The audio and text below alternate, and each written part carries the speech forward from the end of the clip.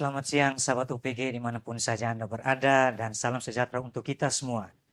Pujian syukur kita panjatkan kepada Tuhan Yang Maha Esa karena hari ini kita dapat bersama dalam live streaming podcast UPG 1945 Nusa Tenggara Timur tahun 2026. Saya Live Goodson Napu akan memandu jalannya podcast hari ini dengan tema Kuliah Berkualitas Masa Depan Gemilang. Topik hari ini akan dibahas terkhususnya terkait visi UPG 1945 Nusa Tenggara Timur, kebijakan strategis, dan juga keunggulan serta peluang bagi calon mahasiswa baru tahun akademik 2026-2027. Tentunya saya tidak sendiri hari ini dan telah hadir bersama kita narasumber yang begitu luar biasa. Rektor UPG 1945 Nusa Tenggara Timur, Bapak Uli Jonathan Leukawa SP MSI. Selamat Selamat siang Bapak. Selamat siang. Luar biasa penampilan Bapak hari ini. Terima kasih ya. Ini karena ini tayangan perdana Bapak, jadi saya yakin bahwa seluruh sahabat UPG yang sementara menyaksikan live streaming podcast UPG 1945 Nusa Tenggara Timur akan sangat bangga bahwa mereka pernah bersama kita di tahun-tahun sebelumnya. Baik Bapak, kita sebelum ke visi Bapak terkait visi, strategi dan keunggulan UPG 1945 tahun anggaran tahun akademik 2026-2027, sebelum kita ke yang paling pertama Pak ya, kita mungkin Bapak bisa menjelaskan terkait profil UPG 1945 Nusa Tenggara Timur untuk diketahui bersama sahabat UPG yang sementara menyaksikan live streaming saat ini. Yang pertama, terima kasih Pak Live, bahagia sekali. Ini merupakan tayangan perdana podcast Kampus UPG 45 NTT, kebanggaan masyarakat Nusa Tenggara Timur. Dan dalam kesempatan berbahagia ini, izinkan kami mengucapkan salam dan hormat, bahkan salam rindu bagi semua sahabat alumni, para sahabat UPG 45 NTT dimanapun mereka berada, baik yang ada dalam kampus, yang ada di Kupang, ataupun yang ada di luar Kupang. Kami menyampaikan titip salam dan rindu kami buat semua Pak Saudara. Yang pertama kami ingin menyampaikan bahwa UPG ini adalah jelmaan dari sebuah perjuangan panjang ya. Dari kampus yang dulu kita kenal PGRI, kemudian mengalami proses pendewasaan, dan kemudian 2017 lahirlah Universitas Persatuan Guru 1945 NTT. Tentu hadir dengan sebuah semangat yang baru, dengan paradigma yang baru untuk mencapai apa yang sudah dituangkan di dalam dokumen perencanaan jangka panjang kampus ini, yaitu menjadi universitas yang unggul, bermutu, dan berbudaya. Dan menjadi kebanggaan semua warga PGRI, menjadi kebanggaan warga masyarakat Nusa Tenggara Timur dimanapun mereka berada.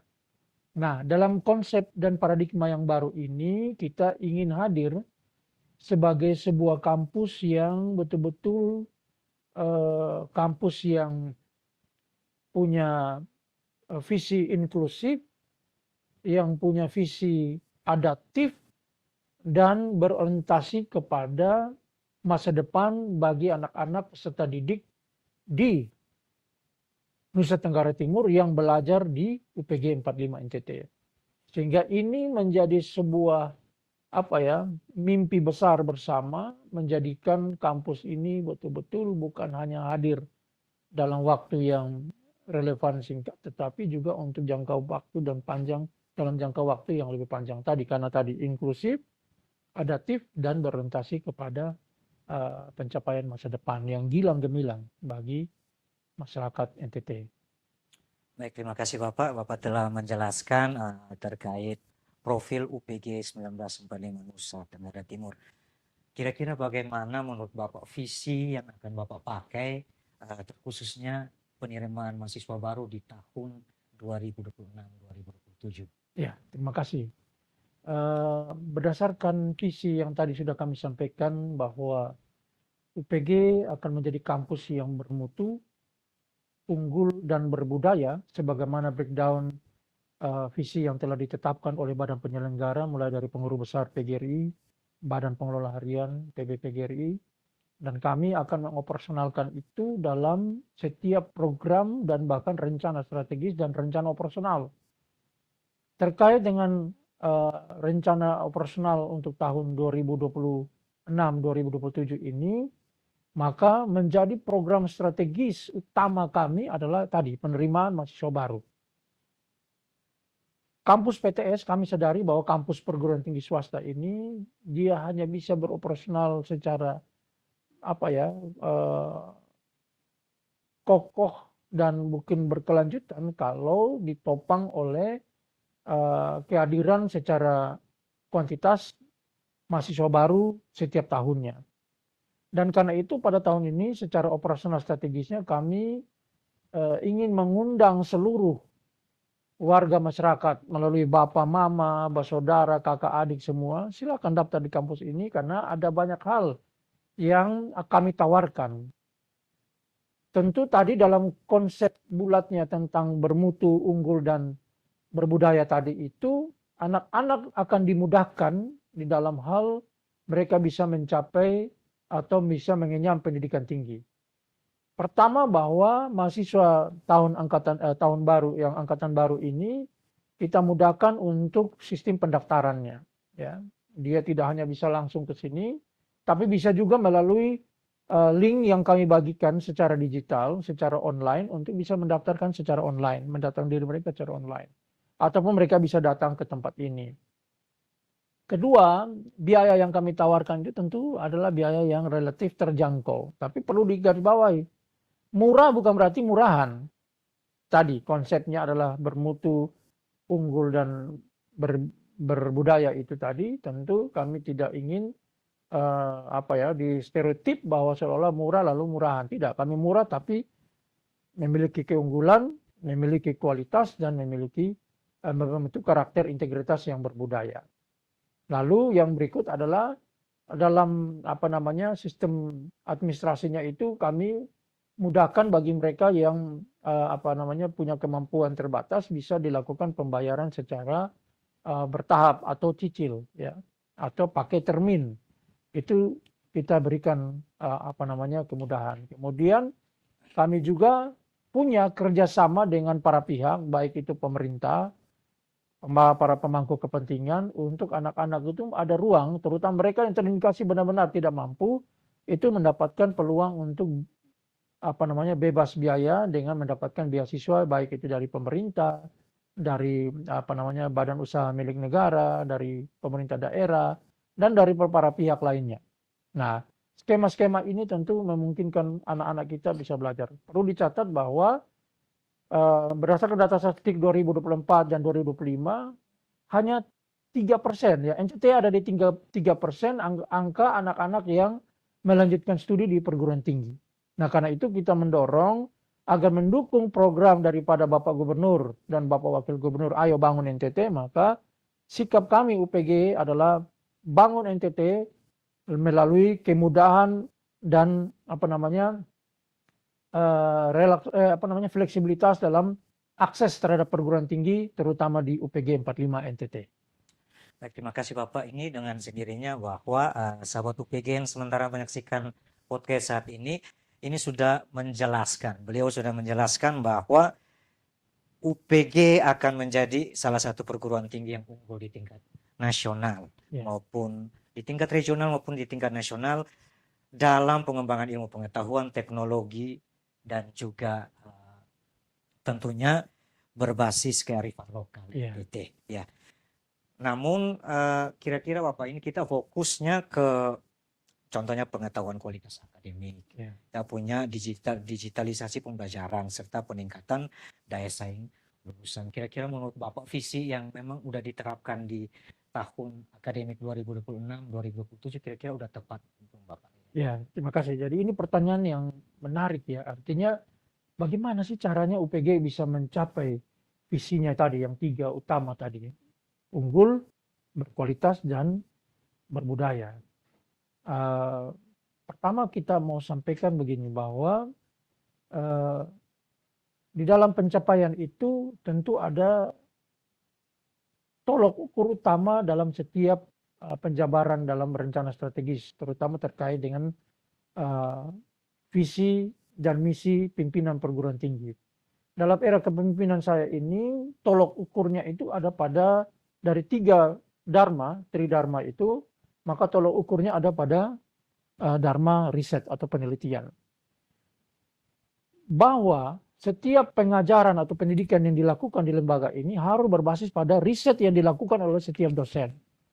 Jadi tidak hanya berdasarkan pada textbook saja, tapi berdasarkan pembuktian semua teori, implikasi teori itu melalui riset yang kemudian itu menjadi sumber bahan ajar, bahan transfer knowledge, pengetahuan kepada peserta didik kita. Lalu kedua, agar dia berdampak sebagaimana menjadi visi Kementerian Dikti Sains Tek Republik Indonesia, agar pendidikan tinggi itu berdampak. Maka kalau pendidikan atau pengajaran berbasis pada riset, demikian juga pada pengabdian kita. Agar berdampak kepada masyarakat, maka semuanya harus berbasis pada hasil riset yang dilakukan oleh ibu bapak dosen kita sekalian. Nah, kedua bahwa riset yang dilakukan yang menjadi basis itu tentu berdasarkan kepakaran ilmu yang dimiliki oleh masing-masing dosen kita. Karena itu penataan tentang kepakaran dosen itu menjadi salah satu prioritas kita juga agar tadi meningkatkan mutu dan kualitas. Nah, semua itu diramu berdasarkan standar nasional pendidikan tinggi yang telah ditetapkan oleh pemerintah. Dalam istilah SPME-nya, sistem penjamin mutu eksternalnya melalui akreditasi itu, standar-standar itu kita penuhi. Ya, mulai dari input, proses hingga outputnya. Itu kita lakukan. Nah, untuk melakukan lompatan itu maka kemudian perguruan tinggi ini juga menyusun standar penjaminan mutu internalnya. Ya, melalui kajian yang mendalam, maka setiap standar dalam SPMI itu kalau kita ingin lampaui maka peran SPMI itu menjadi sangat penting dan itu menjadi fokus. Nah, syukur kepada Tuhan bahwa karena jejaring yang kita bangun, kemudian atas akses kita kepada kementerian, maka kami mendapatkan kesempatan untuk dibimbing atau dituntun juga oleh perguruan tinggi yang dianggap sudah pada status yang unggul, sehingga kami dibantu untuk penyusunan baik itu untuk standar SPME dan lompatan untuk standar penjamin mutu internalnya. Misalnya kami berkolaborasi dengan Undana misalnya, itu untuk membangun basis dokumen standar penjaminan mutu dan juga untuk sistem pengawasan internalnya itu dilakukan, terutama dalam tata kelola. Kami akan menuju ke depan itu untuk sesudah Renstra ini kita akan menuju pada Renstra tahap ketiga, yaitu bagaimana tata kelola kita sudah harus berbasis pada yang bertaraf internasional, misalnya ISO, dan itu sudah dilakukan dan kami sementara melakukan itu. Kemudian untuk pengembangan SDM, studi lanjut dan lain, kita bekerjasama baik yang ada perguruan tinggi yang ada di Indonesia maupun yang ada di luar negeri. Contoh kemarin saya juga berkesempatan untuk melakukan nota kesepahaman dan bahkan implementation of agreement dengan teman-teman yang ada di di Timor Leste, yang ada di India, yang ada di Filipina, itu sudah kita jalankan. Kemudian dengan pemerintahan, dengan PTN, kemudian dengan Badan Riset dan Inovasi Nasional itu kami lakukan. Untuk apa? Untuk mendorong, menjamin, memastikan bahwa SPMI dan SPME kita itu betul-betul pada track yang benar. Nah, yang kedua tentang bagaimana pelayanan yang berbasis digital. UPG juga sudah melakukan restorasi itu. Ya, setiap layanan yang berbasis digital itu dilakukan untuk jalur akademik dan pun jalur non akademik. Itu sudah dilakukan. Kemudian kita penataan revitalisasi terkait dengan kurikulum kita. Pada tahun lalu kita sudah melakukan semacam workshop dan BIMTEK, kemudian menghasilkan kurikulum yang berbasis pada outcome based education. Ini bukan soal gaya, tapi ini standar. Dan ini standar yang sudah ditetapkan oleh pemerintah, sehingga kami melakukan penyesuaian dengan berlakunya kurikulum outcome based education atau OB itu tadi. Sehingga mahasiswa benar-benar punya experience yang betul-betul nyata bahwa apa yang ingin mereka lakukan hari ini sebenarnya sudah ada korelasi dengan apa yang mereka inginkan, cita-citakan di kemudian hari. sehingga mereka punya experience bahwa mereka tidak hanya belajar teori, tapi mereka juga bisa terjun langsung praktek, mereka melakukan magang, melakukan proyek di lapangan, sehingga mereka juga punya experience yang betul-betul punya gambaran bahwa ini yang akan terjadi ketika mereka selesai belajar di kampus ini. Itu. Oke, terima kasih Bapak. Ini yang sangat menarik adalah tadi tiga tiga apa ya, tiga komponen utama UPG, Iya. bermutu, berkualitas, berbudaya. Terkait yang sudah disampaikan oleh Bapak bahwa kayaknya ini merupakan kebijakan strategis yang Bapak Iya. ambil di tahun ini, yang salah Siap. satunya sudah disampaikan bahwa penguatan riset dan pengabdian kepada masyarakat, Ya. terutama peningkatan mutu dosen dan tenaga Ya. pendidikan. Dan saat ini kami yakin bahwa UPG 1945 NTT sementara membangun Ya. beberapa kebijakan strategis yang akan diambil Ya. oleh Bapak Rektor di masa kepemimpinan Bapak. Kalau kurang tidak salah ya 8 bulan 7 Ya, atau 8 ini sudah bulan, masuk bulan sudah ke-8. masuk bulan Yes. ke-8. Kami yakin bahwa di masa kepemimpinan Bapak ini UPG akan semakin ada progres yang mungkin cukup signifikan atau progres yang sangat signifikan Ya. untuk tahun 2026 bahkan 2027 sampai masa kepemimpinan Bapak. Kira-kira kebijakan strategis yang Bapak ambil ini sudah menurut Bapak sudah tepat atau belum? Ya, jadi pertanyaan ini tentu perlu semacam evaluasi ya, tapi sejauh kurang lebih 7 bulan berjalan ini ada hal yang sudah kami lakukan untuk memenuhi tadi pencapaian untuk memenuhi visi dan misi perguruan tinggi ini, terutama terkait dengan visi dan misi pimpinan perguruan tinggi dalam hal ini rektor. Yang pertama adalah bagaimana peningkatan mutu dosen dan tenaga kependidikan. Kita fokus bahwa dosen-dosen yang sudah ada ini kita dorong melanjutkan studi S3, termasuk saya. Kemarin terakhir pada bulan lalu salah seorang dosen kita, Pak David Celan, kan sudah promosi doktor. Nah, mudah-mudahan kita doakan dalam waktu dekat lagi saya dan salah teman dari Fakultas Pertanian juga, Pak Robert Soleh, juga bisa menyelesaikan studi tepat pada waktunya untuk menyelesaikan studi S3. Tahun ini kami sudah alokasikan untuk dosen lanjut studi S3 sesuai dengan rencana operasional kita, itu ada kurang lebih 10 orang sampai 11 orang akan studi lanjut lagi. Kedua, teknik juga kami dorong untuk studi lanjut ya, untuk mengambil kompetensi mereka baik itu studi S2 ataupun peningkatan kursus dan sebagainya, itu sudah dilakukan. Kemudian ketiga adalah rekrutmen. Jangan lupa kita juga melakukan rekrutmen untuk memenuhi atau kita menyiapkan semacam standar-standar baru terkait dengan pemenuhan kepakaran daripada setiap program studi yang ada. Jadi baru-baru ini kami juga melalui atas izin dan atas proses yang sudah diakomodir, disetujui oleh Badan Pengelola Harian, itu sudah kita rekrut kurang lebih 7 atau 8 dosen baru dengan kompetensi, dengan kepakaran yang memang dibutuhkan oleh prodi yang kami rekrut itu. Yang kedua adalah menyangkut digitalisasi. Tadi pelayanan sudah berbasis digital, baik itu sistem akademik, non-akademik, sistem keuangan, itu sudah berbasis pada digital. Dan ini dalam proses untuk terus anak-anak dan semua sivitas bisa menggunakannya. Ketiga, hari ini contohnya, pemberian pelayanan publik, informasi terbuka kepada publik sudah berbasis digital. Dan kami berharap ini menjadi perdana dan akan terus. Podcast ini akan jalan, ya, agar kita juga semakin dekat. Masyarakat juga semakin mendapat informasi yang lebih aktual dari kampus ini. Kita berharap tiap minggu itu harus ada berita yang dikeluarkan, ada diskusi yang disampaikan sehingga masyarakat juga tahu. Termasuk berdampak kepada masyarakat juga melalui kegiatan ajang podcast ini. Jadi tidak hanya kita diskusi tentang kampus ini, tapi bagaimana diskusi tentang ilmu-ilmu yang ditemukan, yang dikembangkan oleh lembaga ini agar bisa bermanfaat. Contoh misalnya dalam kepakaran saya sebagai seorang yang belajar tentang konservasi dan budidaya tumbuhan obat.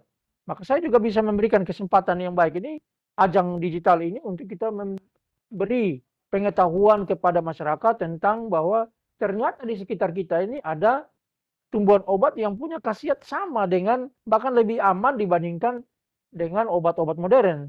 Tapi persoalannya keberadaannya itu justru terancam karena kondisi perkembangan pembangunan dan seterusnya.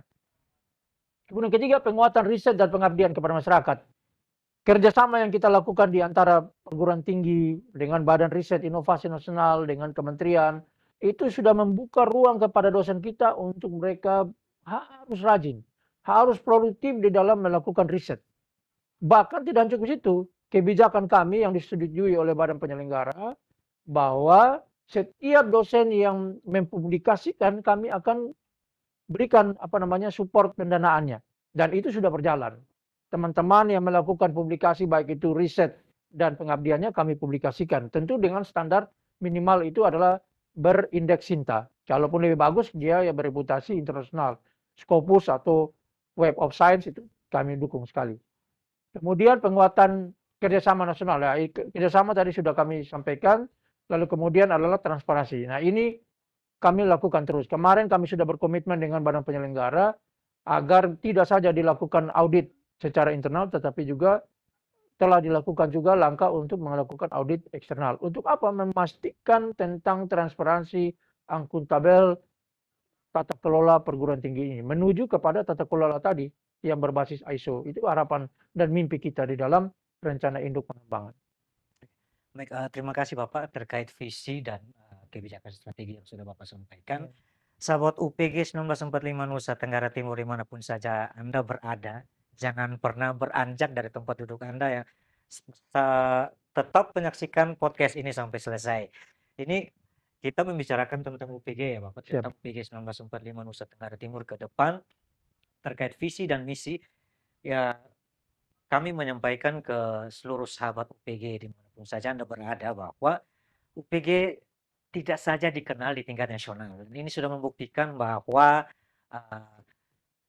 Rektor UPG 1945 Nusa Tenggara Timur yang merupakan narasumber kita yang telah hadir saat ini, beliau sudah menyelesaikan kerjasama tidak saja dengan Timor Leste tetapi juga dengan India. Itu merupakan satu progres yang menurut kami luar biasa Bapak, sangat signifikan bagi UPG, sehingga sangat amat menarik perhatian masyarakat Nusa Tenggara Timur untuk siap bergabung bersama UPG sebagai calon mahasiswa baru.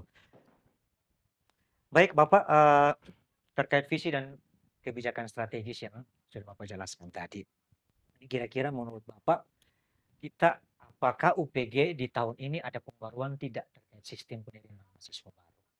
Sehingga selain digitalisasi, selain seluruh calon mahasiswa baru sangat mudah untuk mendaftar melalui website, melalui kontak person yang ada di leaflet yang sudah disebarkan, atau menurut Bapak kira-kira pembaruan yang menurut Bapak tahun ini harus benar-benar diimplementasikan? Ya, baik, terima kasih. Kita pakai tolok ukur tahun lalu ya, waktu itu masih masa kepemimpinan rektor yang lalu ya.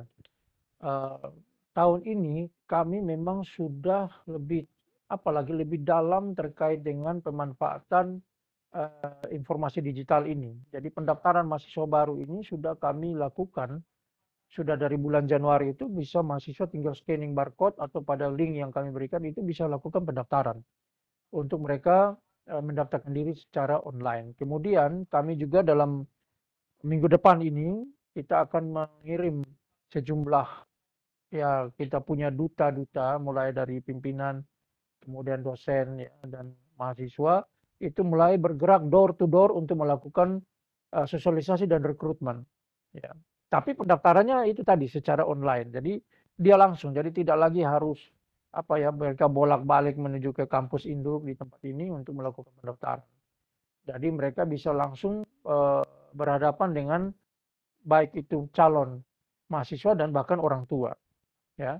Lalu kedua, kami juga ingin sampaikan bahwa kami lebih push lagi kepada mahasiswa kami, terutama tadi kita ada 1.000 lebih mahasiswa kami yang sedang menikmati beasiswa dalam program Indonesia Pintar itu.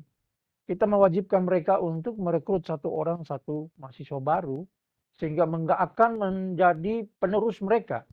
Ya, demikian juga mereka yang bahkan calon wisudawan. Kami sudah sampaikan dan saya sudah menandatangani, sudah memohon persetujuan dari badan penyelenggara, badan pengelola, bahwa bagi mereka yang akan diwisuda dalam tahun ini, itu kami menawarkan kepada mereka agar mereka kita berikan semacam keringanan Ya, keringanan kalau mereka membawa satu mahasiswa baru agar menggantikan mereka, itu kita potong biayanya itu cukup besar, Rp1.500.000 per mahasiswa, calon wisudawan.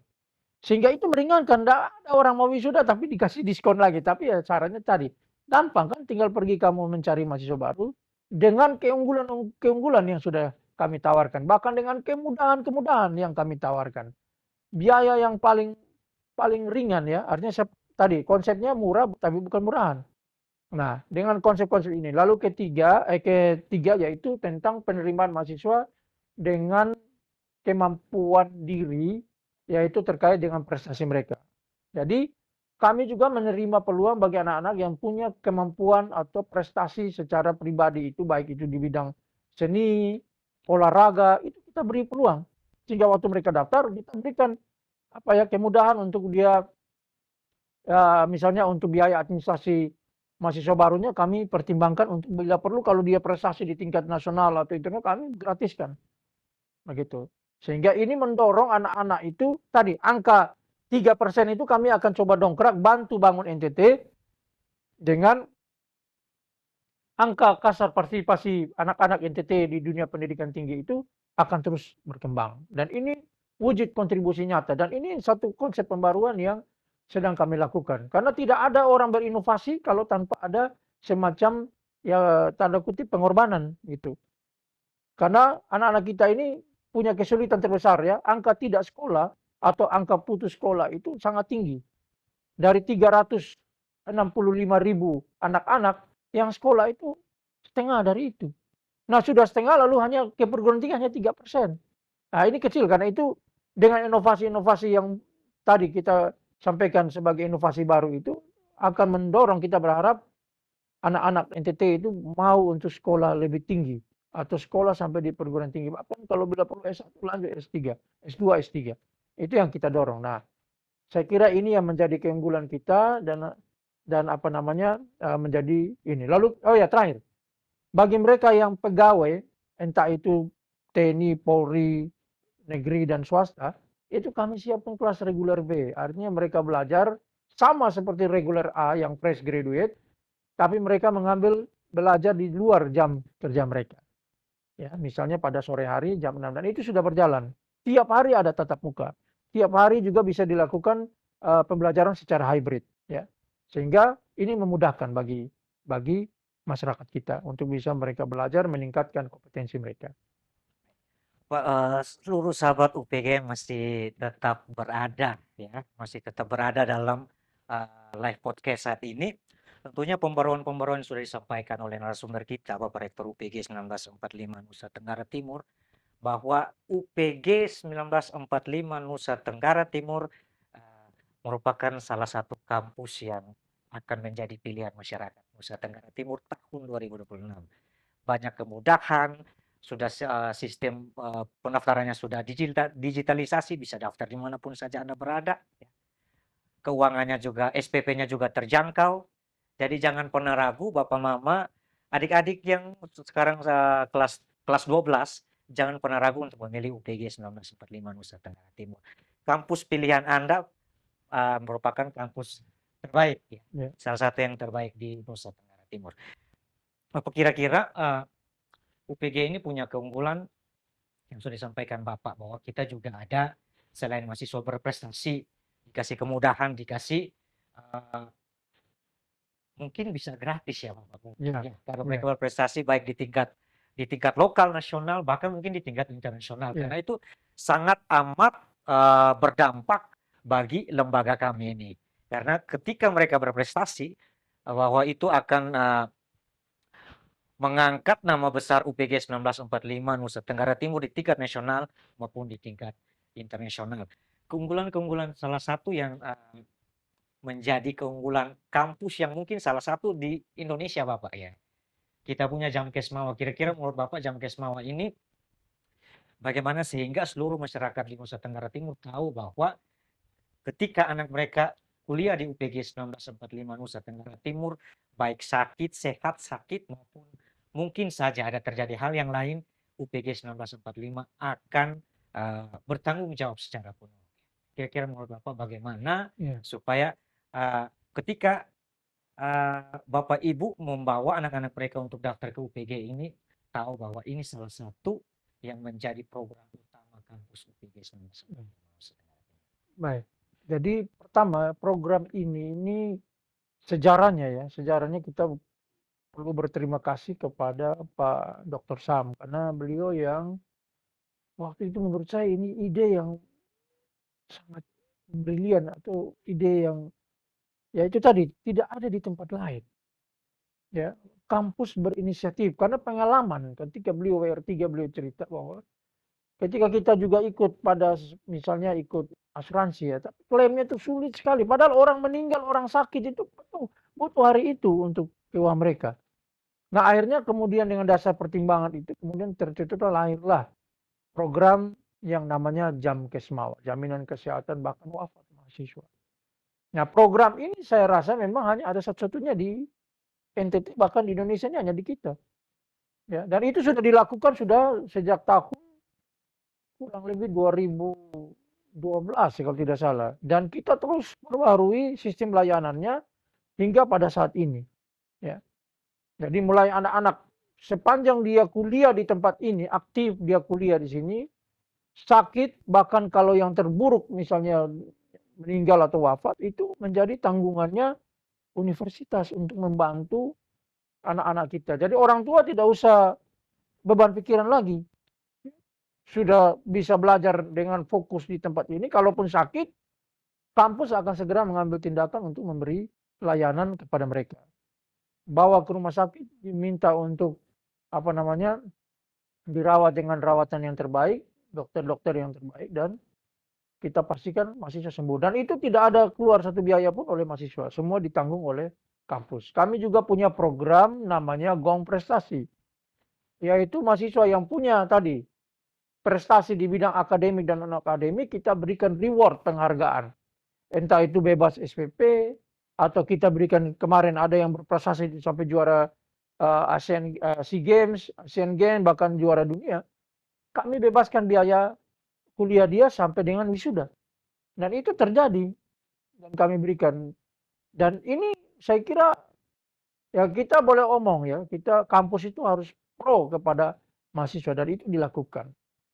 Kemudian kami memastikan layanan itu tidak ada yang memberatkan mahasiswa dan kami selalu care. Apalagi kemarin dalam acara pelantikan pejabat di tingkat fakultas prodi, saya sampaikan sebagaimana amanat daripada badan penyelenggara bahwa tidak ada lagi stop praktek-praktek yang indikasi ya seperti pungli, kekerasan seksual, intimidasi, bullying itu stop, tidak boleh ada lagi. Dan kita minta supaya mahasiswa dosen belajar pada suasana-suasana yang jauh dari tekanan, bebas dari hal-hal yang seperti itu. Jadi bagi kami itu program kami yang tidak ada, kami jamin tidak ada di tempat lain. Terima kasih Bapak, dan itu salah satunya saya Bapak. Siap. Salah satunya saya Bapak Ibu, sahabat UPG yang masih tetap berada di podcast ini. Saya selain sebagai host, saya juga salah satu mahasiswa berprestasi, dan ini membuktikan bahwa selain saya dikasih SPP, bebas biaya SPP, saya juga direkrut sebagai salah satu tenaga kependidikan di UPG hingga saat ini. Dan ini membuktikan Bapak Ibu bahwa kuliah di UPG bukan murahan. Tapi ingat, kita biayanya murah untuk masuk ke sini, tapi kita bukan kaleng-kaleng. Begitu ya Bapak Rektor ya, sebagai narasumber kita yang luar biasa hari ini. Sekali lagi Bapak, keunggulan UPG ini memang tetap kita harus publish terus ya Bapak. Selain kita punya dosen yang berpengalaman, berkompeten, lingkungan akademik yang kondusif, lokasi juga strategis ya Bapak. Betul. Terus biaya terjangkau, dan ini yang menjadi salah satu yang kita harus garis bawahi, kita kasih underline untuk UPG 1945 bahwa fokus pada pembentukan karakter dan kepemimpinan, sehingga kaderisasi yang saat ini Bapak sudah dari mulai saya lihat dari ini Bapak Ibu, ini narasumber kita ini memang benar-benar beliau ini berproses dari bawah ya. Ketika saya menjadi mahasiswa, saya tahu bahwa beliau ini mulai dari kepala biro, beliau naik lagi ke wakil rektor 3, wakil rektor 1, dan saat ini beliau sudah menjabat sebagai rektor UPG 1945 Nusa Tenggara Timur periode 2025-2030. Ya Bapak, kita kembali lagi Bapak, kita ke yang terakhir Bapak ya. Tadi keunggulannya sudah, visi sudah, kebijakan strategi sudah. Bapak kira-kira ini peluang bagi ketika Bapak Ibu membawa anak mereka untuk kuliah di sini, mendaftarkan anak mereka untuk kuliah di sini, kira-kira peluang besar ketika mereka lulus dari UPG 1945 Nusa Tenggara Timur. Baik. Pertama tentu sudah disampaikan oleh host tadi, Pak Live, bahwa lulusan kampus ini, itu dia mau jadi apa itu bisa. Kadang-kadang saya ini berpikir Pak Live, bahwa orang berpikir melihat kita, itu saya alami. Ya. Orang kalau mungkin dari kampus besar melihat kita ini seperti sebelah mata. Mereka seperti tidak menganggap, dan itu saya alami hari ini. Tidak apa-apa menurut saya. Tapi saya punya janji, dan saya yakin bahwa kalau saya bekerja dengan sungguh, takut akan Tuhan, punya perencanaan baik, mampu membangun tim yang kuat, maka kita akan berdiri sejajar. Pertama dasar pikiran saya adalah sebagaimana disampaikan oleh Pak Dr. Sam, dia bilang tidak ada ilmu negeri swasta, dan itu saya buktikan. Tidak ada. Biarpun kami kecil, tapi sejelek-jeleknya kami, bahwa kami sudah menghasilkan pemimpin-pemimpin yang hebat di bidangnya masing-masing. Pak Live contohnya. Orang kalau bilang ini kampus kecil, tapi dia sudah bisa menjadi juara nasional di mana-mana. Dia bisa punya kemampuan yang seperti sekarang ini sebagai seorang host, sebagai kepala bagian humas dan protokoler. Ini bukan hal yang sepele, butuh pendidikan yang berkualitas dan bermutu.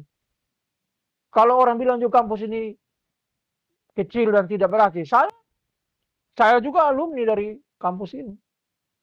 Ketika saya memilih kampus ini untuk menyelesaikan studi saya, dan ternyata hari ini saya juga bisa menjadi seorang pemimpin. Ya. Saya juga bisa sekolah setinggi-tingginya meskipun saya berasal dari kampus ini. Dan prestasi saya tidak kalah dengan teman-teman ketika kami kuliah baik S2 dan S3. Ya.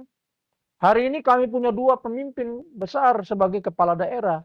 Bapak Bupati Kabupaten Belu, Bapak Willy Lai. Dalam diskusi saya hampir 2-3 jam, dia menceritakan memang ada kompetensi lain yang beliau belajar ketika sebelum menjadi seorang bupati. Belum ada terbesit pikiran untuk mau menjadi seorang pemimpin, tapi ketika dia belajar di tempat ini, ternyata terbangun komitmen untuk mensejahterakan masyarakatnya. Dan karena itu beliau memilih belajar tempat. Demikian juga Pak Bupati Kabupaten Kuta, Bapak Yosef Lede. Ketika bertemu beliau pertama kali ya, waktu tahun, saya lupa tahunnya, ketika beliau masih ketua DPRD, saya berdiskusi beliau, Bapak juga harus satu. Siapa tahu aturan atau regulasi kemudian hari menuntut harus seorang dewan itu bergelar S1. Dan akhirnya beliau, oke kalau gitu saya bangun. Apa bisa memberi jaminan bahwa saya bisa bekerja sambil, dan terbukti beliau bekerja sambil sekolah, dan akhirnya hari ini beliau dengan kemampuan kompetensi dalam belajar, beliau menjadi seorang pemimpin yang besar. Beberapa anggota DPR, DPRD baik itu kabupaten kota provinsi, ya, bahkan DPR RI ada yang lulusan tamatan di tempat ini. Ada banyak sekarang pemimpin-pemimpin muda hebat di bidangnya pendidikan, ekonomi, perbankan, tamatan juga dari tempat ini. Menjadi Kapolres, menjadi segala macam ya jabatan. Jadi pada akhirnya saya bilang begini, tidak ada lagi soal bicara ilmu kecil, ilmu besar, perguruan tinggi besar. Kompetensi kita, Pak. Kesungguhan kita bahwa kita juga mampu berdiri saja. Dan jangan pernah sekali-kali kita memandang rendah orang karena dia kecil atau besar. Kalau apalagi dia seorang pendidik lalu kemudian dia memandang sebelah mata, itu tidak benar. Justru kita belajar dari sini bahwa inilah keunggulan UPG. Ini peluang, ya. Karena apa? Mahasiswa kita dorong belajar di mana saja, ya. Dan itu tadi sudah disampaikan oleh kita punya adik host yang hebat ini. Jadi ini peluang, anak-anak silakan belajar. Mereka bisa kembangkan diri mereka di luar akademik, punya prestasi, bekerja gampang, ya. Hari ini kita kolaborasi misalnya dengan Bank Indonesia, dengan OJK, ya, dengan pemerintah daerah. Ya, kami dalam waktu dekat juga mau tanda tangan kerjasama dengan pemerintah Kota Kupang. Kemarin saya ketemu Pak Wali Kota, beliau sudah janji untuk kita bangun kota ini melalui kampus ini juga. Jadi jangan hanya dengan provinsi, dengan Kabupaten Kupang, dengan kabupaten yang lain, tapi juga dalam kota juga kita sudah berkomitmen. Dan ini peluang kesempatan yang bisa dimanfaatkan oleh eh, adik-adik kita, calon mahasiswa, bahkan mahasiswa yang sedang menempuh. Minimal 20-an ribu alumni kampus ini sudah ada di medan layan masing-masing. Demikian adik Ive. Baik, terima kasih Bapak. Topik hari ini yang kita bicarakan terkait visi, kebijakan strategis dan keunggulan Ya. dari UPG 45 NTT yang sudah disampaikan oleh Bapak sebagai narasumber. Eh, Sahabat UPG yang sedang menonton live saat ini, silakan tuliskan pertanyaan Anda di kolom komentar dan tim kami akan memilih beberapa pertanyaan terbaik untuk dijawab langsung oleh narasumber kita. Dan Bapak kira-kira sambil menunggu teman-teman memberikan pertanyaan di Ya. kolom komentar live podcast kita hari ini, kira-kira pesan yang akan Bapak sampaikan kepada adik-adik yang akan mendaftar di UPG sehingga mereka benar-benar UPG menjadi pilihan terbaik, pilihan yang tepat sehingga membuat mereka itu tidak saja nyaman di kampus ini tapi benar-benar ada peluang yang cukup besar bagi mereka setelah mereka selesai dari sini. Kira-kira pesan apa yang dapat Bapak sampaikan? Ya. Ya, kami tidak ingin apa ya orang bilang muluk-muluk. Pertama, bahwa kami ingin memastikan bahwa anak-anak kita terus mengalami apa perkembangan, terutama punya peluang akses untuk mendapatkan pendidikan tinggi sebagaimana diamanatkan dalam Undang-Undang Dasar 45 kita yang perlu kita implementasikan. Yang kedua, tadi kita bersifat inklusif, kami tidak bedakan, tapi justru kami hadir sesuai visi kita. Lembaga ini hadir bagi kaum menengah hingga kelompok-kelompok marginal. Karena itu kenapa kita pakai ya kita apa ya para pendiri kampus ini menempatkan bahwa ini adalah kampus ya orang-orang kecil dan orang-orang yang termarginalkan. Karena itu biayanya selalu mengikuti kemampuan. Bahkan diberi keringanan-keringanan yang ketika bergabung nanti akan dirasakan ya seperti yang sudah sampaikan tadi. Ya, lalu berikut bahwa tadi jaminan-jaminan program unggulan yang kami terapkan Jamkes maupun prestasi itu manfaatkan yang sebaik-baik. Kami punya jejaring yang cukup luas untuk memastikan bahwa tidak ada lagi anak-anak yang gagal sekolah hanya karena biaya. Ya, tidak boleh ada lagi karena kami pernah mengalami itu. Jadi kami pastikan anak-anak yang tidak mampu dia harus mampu menyelesaikan studinya dan tidak boleh terganjal hanya gara-gara karena biaya yang tidak ada. Dia harus sekolah sampai selesai. Harus menjadi kebanggaan mulai dari keluarga dan bahkan kebanggaan daerahnya, terutama Nusa Tenggara Timur yang kita cintai. Ya, jadi itu yang ingin saya sampaikan bahwa mari manfaatkan kampus ini. Ingat, saya bilang tadi bahwa kecil bukan berarti lalu kemudian kita pandang rendah, tidak. Justru dari kecil ini lahirlah pemimpin-pemimpin besar bagi bangsa dan negara ini. Baik Bapak, berarti memang kita harus sampaikan ke masyarakat Nusa Tenggara Timur bahwa UPG 1945 ini tidak saja memberikan ilmu ya Bapak ya, tetapi juga membentuk karakter dan juga masa depan dari lulusan UPG 1945 NTT dan juga tidak hanya kuliah Bapak ini, tetapi dipersiapkan untuk menjadi pribadi yang unggul Ya. dan bangun daerah. Dan ini memang sudah terbukti bahwa UPG bukan kaleng-kaleng Bapak Ibu. Kita punya bupati ya, Bupati Kabupaten Kupang Bapak Yosef Lede, terus Bupati Kabupaten Belu Pak Wililai, merupakan alumni dari UPG 1945 Nusa Tenggara Timur. Baik teman-teman admin, mungkin sudah ada beberapa pertanyaan yang mungkin bisa dikasih ke kami ya untuk narasumber bisa menjawab beberapa pertanyaan yang sudah disaring. Siap. Satu lagi Pak Alife, kampus ini kami sudah membuka namanya itu lembaga pengembangan karir mahasiswa. Jadi mahasiswa yang setelah sambil menunggu dia sudah yudisium atau sudah ujian skripsi menunggu wisuda, kita akan ikut sertakan dalam kursus-kursus yang kerjasama misalnya tadi dengan lembaga-lembaga lembaga-lembaga yang terkait dengan profesi mereka. Misalnya hukum, itu sudah ada kerjasama dengan Kongres Advokat Indonesia. Ya, kami punya kerjasama dengan Kementerian HAM ataupun Kementerian Hukum untuk paralegal. Itu bisa dimanfaatkan. Kemudian kami kerjasama nanti dengan Balai Kerja Nasional. Itu membuat anak-anak sambil menunggu wisuda, mereka punya kompetensi, kemampuan dalam, misalnya mereka mau bekerja di bidang apa misalnya, itu bisa diikuti dalam lembaga karir ini. Gitu. Jadi itu kesempatan dan peluang. Gitu. Silakan Pak, kalau Baik, ada pertanyaan. Bapak, di sini ada pertanyaan. Memang ini pertanyaan yang sangat mudah terkait alamat kampus dan kisaran biaya SPP. Mungkin Ya. memang ada yang baru, jadi belum tahu. Adik-adik bahwa tadi yang sudah sempat saya sampaikan bahwa UPG 1945 punya lokasi yang strategis. Ya. Sangat mudah untuk menemukan kampus ini. Kampus ini berada di Jalan PA Manavia nomor 7, Kelurahan Kayu Putih, Kecamatan Oewo, Kota Kupang, lebih tepatnya di belakang Polresta Kupang Kota ya Bapak. Ya. Oke.